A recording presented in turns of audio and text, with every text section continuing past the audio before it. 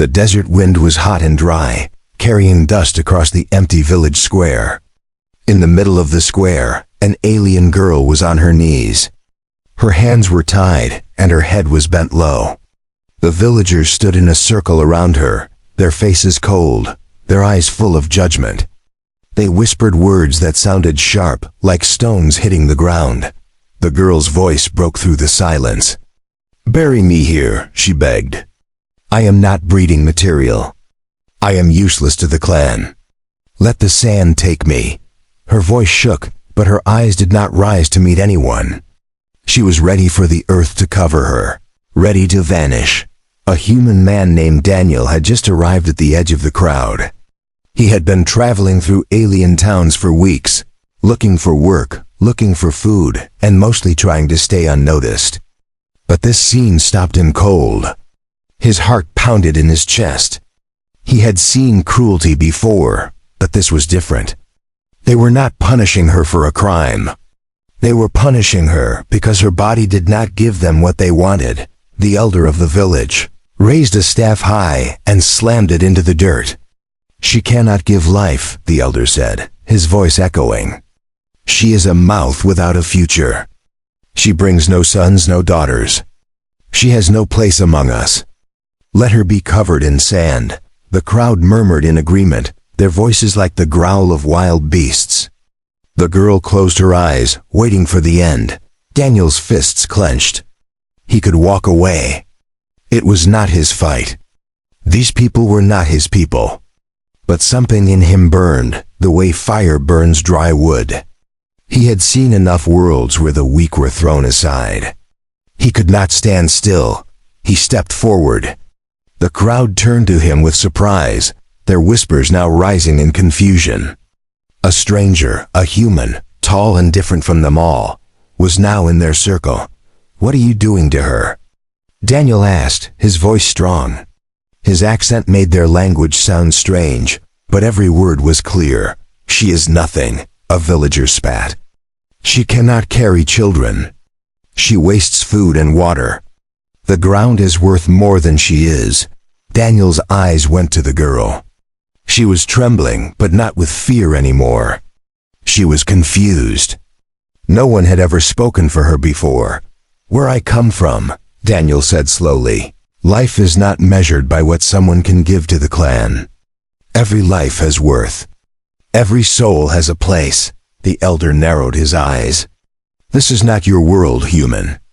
Do not interfere." But Daniel did not step back. He stood taller, his voice cutting through the dry wind. "Then it is a poor world if you bury your daughters alive," the crowd hissed. Some shouted at him to leave.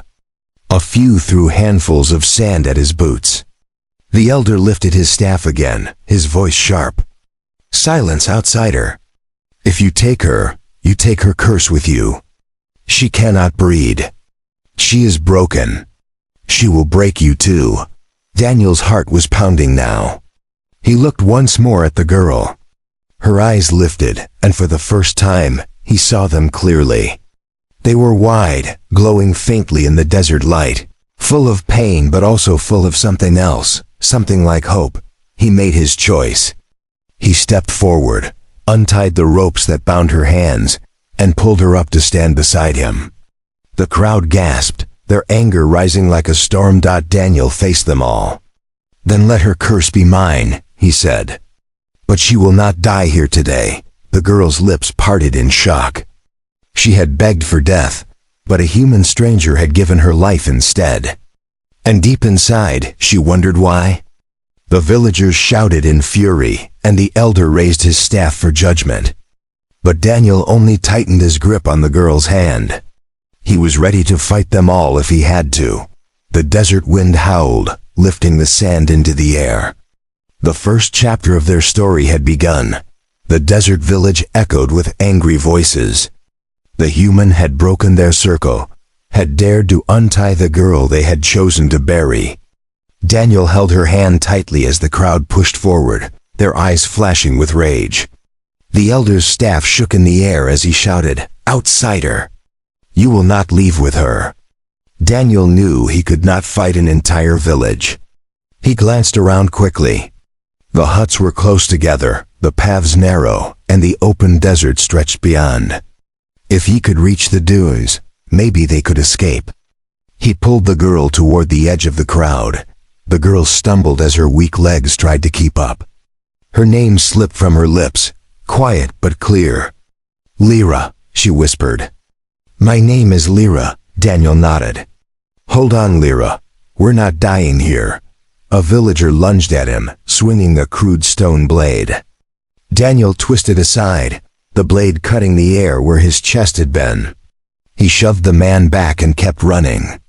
More villagers shouted and chased, but the human strength and long strides carried him and Lyra through the narrow alleys of the village. The sun was setting, staining the sky red. Daniel's lungs burned, but he didn't slow down. The desert was dangerous at night, full of predators, but it was safer than the hatred of this village. Finally they reached the edge, the dunes rising like golden waves. Behind them, the elder's voice carried in the wind. "Run, human! Run with your broken woman. The desert will eat you both." Daniel didn't look back.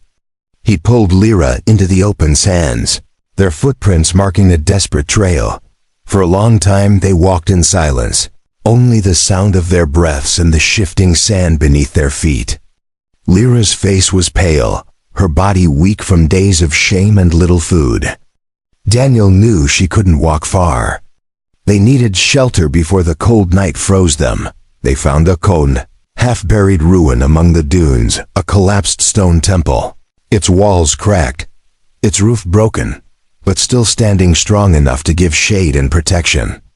Daniel guided Lyra inside, lowering her onto a flat stone. "Why did you do it?" she asked suddenly. Her voice was soft, yet sharp like a blade hidden under cloth. "Why save me? I begged them to bury me. I wanted it to end." Daniel sat across from her, his chest rising and falling with heavy breaths. "Because you didn't deserve it." "No one does." Her eyes narrowed. "You don't understand. I am worthless to them. I cannot give children. Without children, I am nothing. My body is a failure. I bring shame to my clan." Daniel leaned forward, his voice steady. "Listen to me, Lyra. Where I come from, people are not measured by what they can give to others. You are alive. That alone means you have worth. You can think, feel, dream. That is enough." Her lips trembled as she looked away. No one had ever spoken to her like that.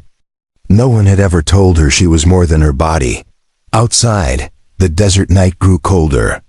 Strange howls echoed across the dunes, the cries of predators hunting under the stars.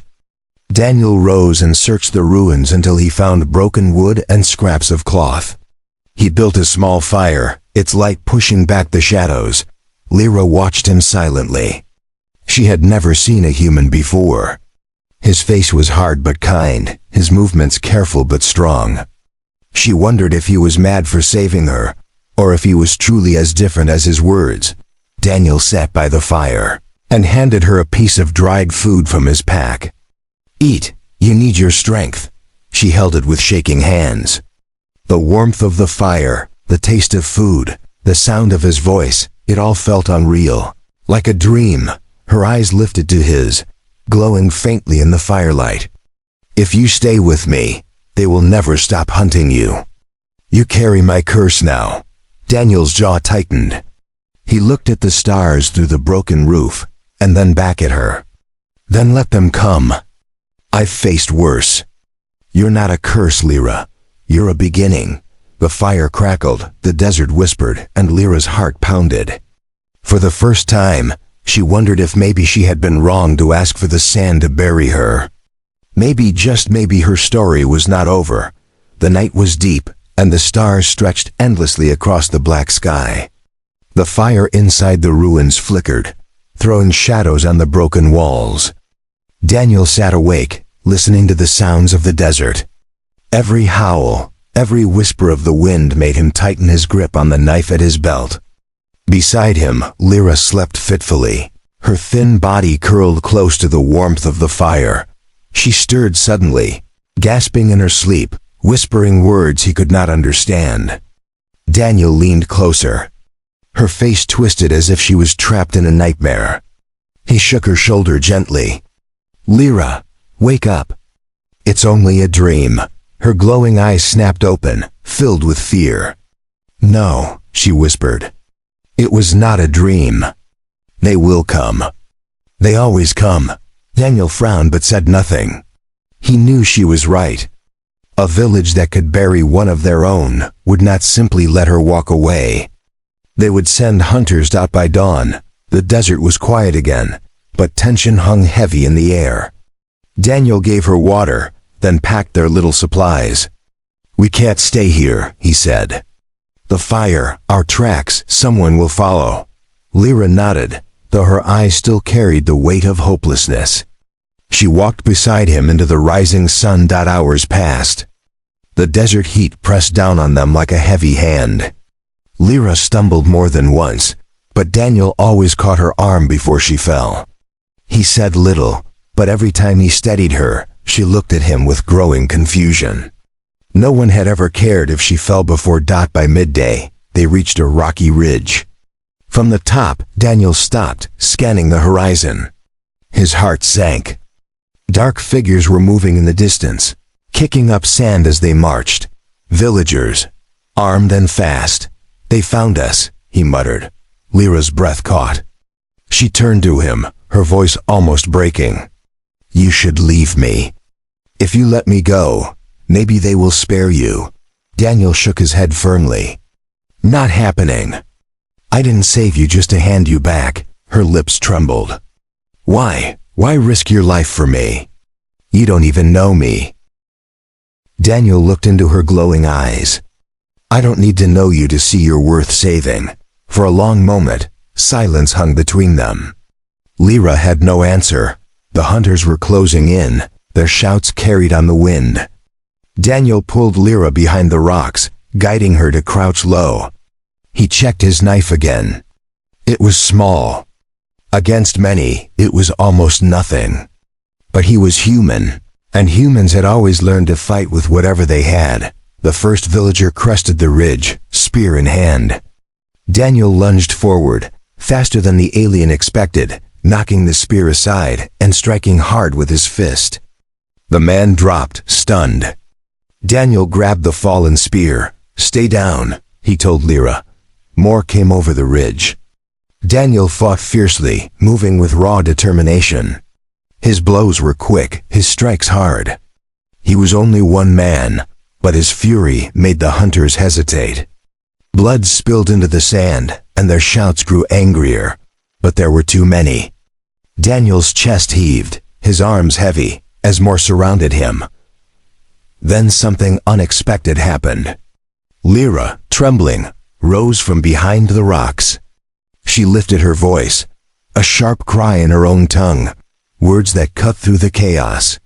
The hunters froze for a moment. Her voice carried power, not strength of body, but strength of spirit. For years she had been silent, broken, ashamed. Now standing beside the human who refused to abandon her, she found something inside herself. "Enough!" she cried. "You buried me in shame, but I live. You called me cursed, but I choose my own fate. You will not take me again." The hunters looked uncertain. Some lowered their weapons slightly. Daniel used the moment. He raised the spear, eyes burning with fire. "If you want her, you'll have to kill me first." The standoff stretched, the desert wind screaming around them. The hunters shifted uneasily, caught between fear of their elders' orders and the defiance now burning in the girl they had called worthless. Finally, the leader spat into the sand. "This is not the end, human. You carry her curse now. We will not forget." He signaled his men, and slowly they backed away, their shadows shrinking into the horizon. When they were gone, Daniel dropped to his knees, exhausted. Lyra knelt beside him, her hand hovering close to his arm. Her eyes were wide, her chest rising fast.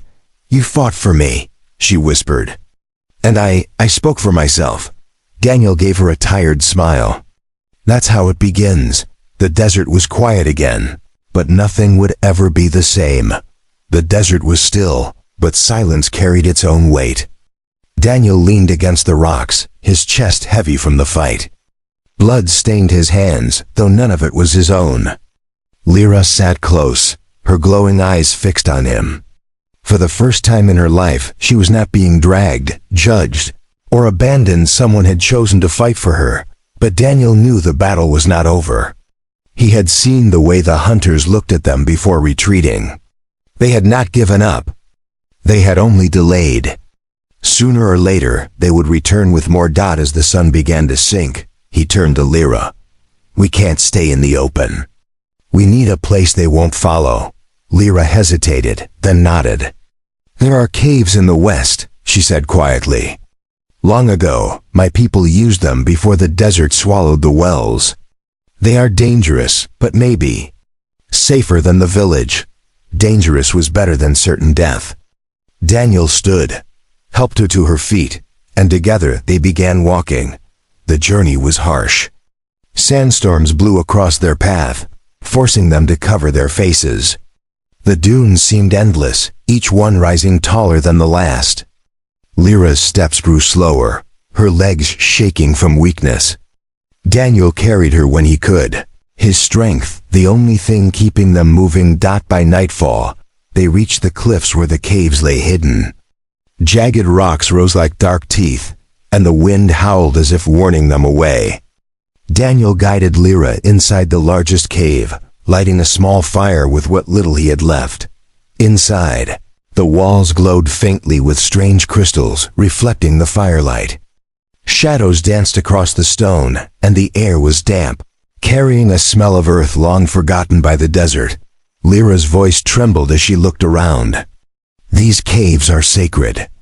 My people say spirits live here, watching those who enter." Daniel glanced at the glowing walls. "Spirits or not, they'll have to share the space tonight." She gave him a small, uncertain smile. It was the first smile he had seen on her face, but peace was short. As they rested, the sound of dripping water echoed deeper within the cave, followed by something else, a low growl. Daniel stiffened. He gripped his knife, his eyes scanning the shadows. From the darkness, a pair of glowing eyes appeared, not like Lyra's but sharper, colder. A beast stepped forward, its body covered in scales, its jaws lined with teeth meant for tearing flesh. Lyra gasped. A sand stalker. It followed the scent of blood. The creature lunged. Daniel shoved Lyra aside, rolling to the ground as the beast's claws scraped the stone. He slashed with his knife, cutting across its leg. The creature roared, shaking the cave with its cry. Daniel's heart pounded. His weapon was too small. One mistake would mean death. The beast lunged again, and he barely dodged, the air ripping past him. Then, to his surprise, Lyra grabbed a shard of glowing crystal from the wall. She thrust it into the beast's side with all her strength. The crystal sank deep, and the beast screamed, its body twisting in fury. Together, Daniel and Lyra fought, his blade striking fast, her crystal burning against the beast's hide.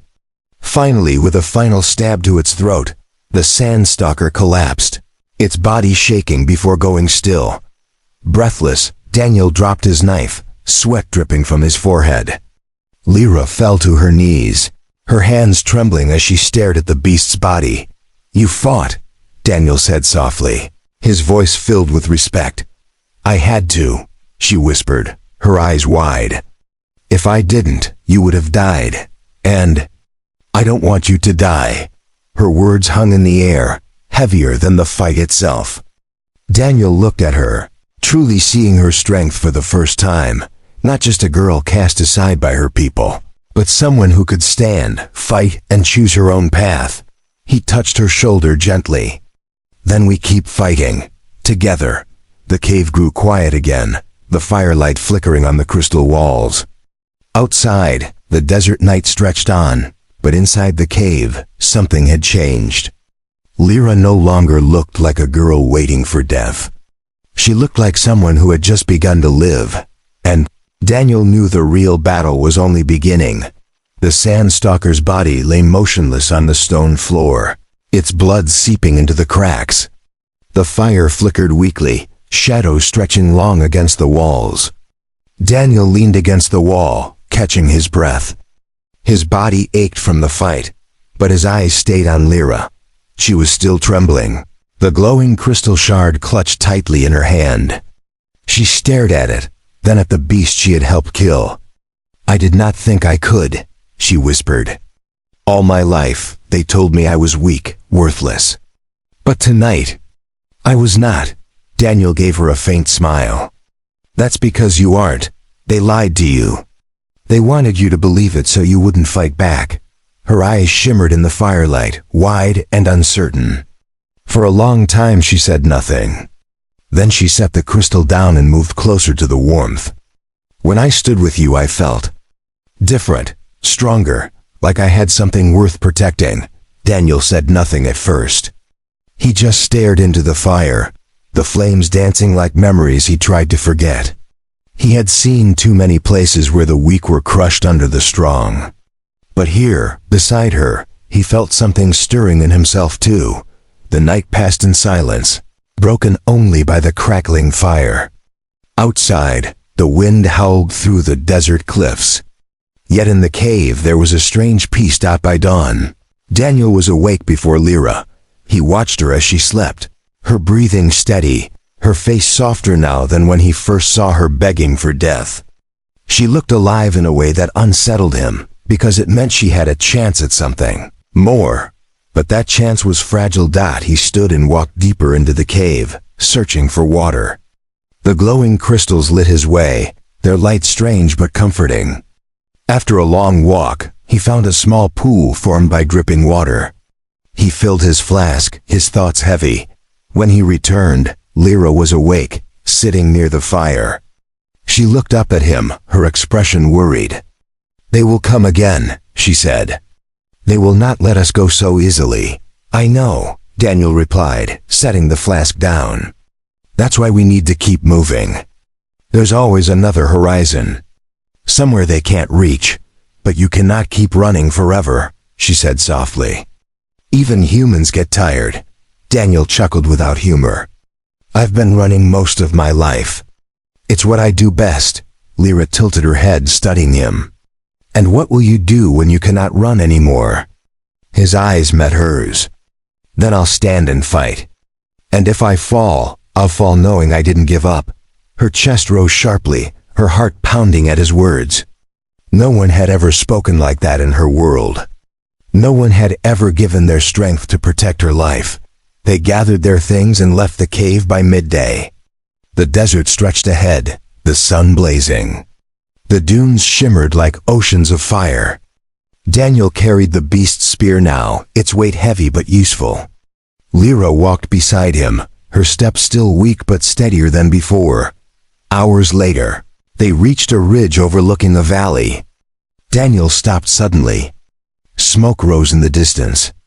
A caravan of alien riders moved across the sands, their banners flying. It was not the village, it was something larger, stronger. Lyra's face paled. "That is a war clan," she whispered. "They take slaves. They raid villages. If they see us," her voice broke. Daniel's jaw tightened. "Then we don't let them see us." They crouched low behind the rocks, watching as the riders passed. The sound of hooves and shouts echoed across the dunes. Daniel kept his hand on the spear, ready to fight if discovered. But then, something unexpected happened. One of the riders broke from the group, guiding his beast toward the ridge where they hid. His eyes scanned the rocks, sharp and suspicious. Lyra's hand gripped Daniel's arm. Her breath was fast, her eyes wide with fear. The rider drew closer. Daniel's muscles tensed, ready to strike. But before he could move, Lyra leaned close, her lips near his ear. "If they find us," she whispered, "promise me you will leave me and run. Promise me." Daniel turned his head, meeting her gaze. His voice was low, firm, unshakable. "No, I will never leave you. Not now." Not ever. Her heart jolted, her throat tightening. She had begged for death once. Now for the first time, she was terrified of losing the human who refused to abandon her.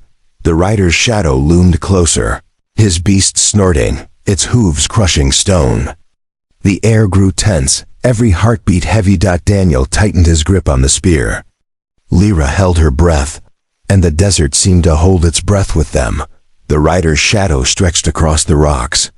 His beast snorted, kicking sand into the air.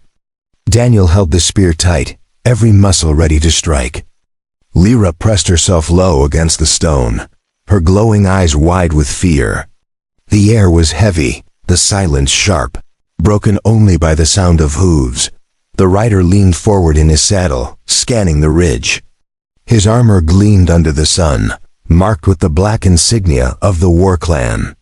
He was a scout, and scouts were dangerous. They always found what they were sent to find. Daniel's mind raced. If the scout raised the alarm, the entire war caravan would descend on them. There would be no escape. The beast snorted again, its head turning toward their hiding place. Daniel felt his chest tighten. One wrong move, one sound, and they would be discovered. Lyra's hand suddenly touched his arm, her fingers trembling. She whispered so low he barely heard. "Please, don't fight. If they take me, you can still live." Daniel turned his head, meeting her eyes. His voice was low but steady. "I told you before. I don't leave you." Her lips parted, but no words came.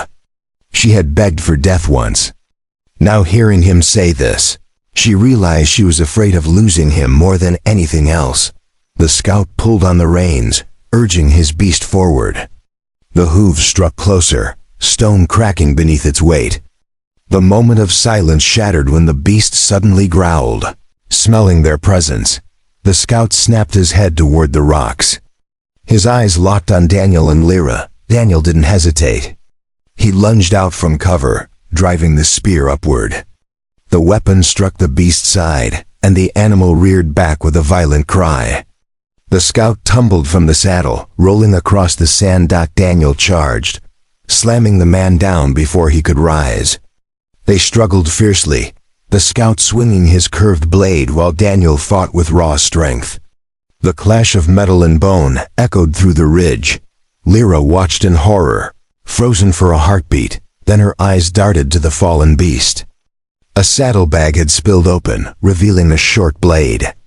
She scrambled toward it, her fingers closing around the hilt. The scout shoved Daniel back, raising his own weapon for a killing strike. But before the blade could fall, Lyra rushed forward and drove her weapon into the scout's back. The man cried out, twisting in shock before collapsing lifeless into the sand. Daniel stood still, chest heaving, staring at Lyra. She was shaking, the blade slippery in her hands, but her eyes were blazing with something fierce.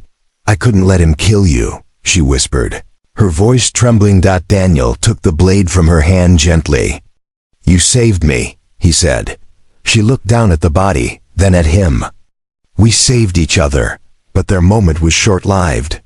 From the valley below, the caravan roared. The beast's cry had carried far, and the war clan had heard. Riders turned their heads, banners whipping in the wind, and soon dozens of them were thundering toward the ridge. Daniel's jaw tightened.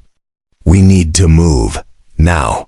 They scrambled down the backside of the ridge, sand sliding beneath their feet. Behind them, the sound of war drums grew louder. The clan was coming, and they would not stop until they had blood. The desert stretched ahead, but this time it felt like a trap. No matter where they turned, the riders would find them. Daniel's mind raced for answers. At last, Lyra pulled his arm, pointing toward the west. "There is a canyon," she said breathlessly. "Narrow, deep. Even the war beasts cannot ride through it. If we reach it, we might escape." Daniel nodded. "Then we run." They pushed their bodies harder than ever, racing across the dunes. Behind them, the sound of hooves pounded like thunder. Dust clouds rose high into the sky, chasing them across the sands.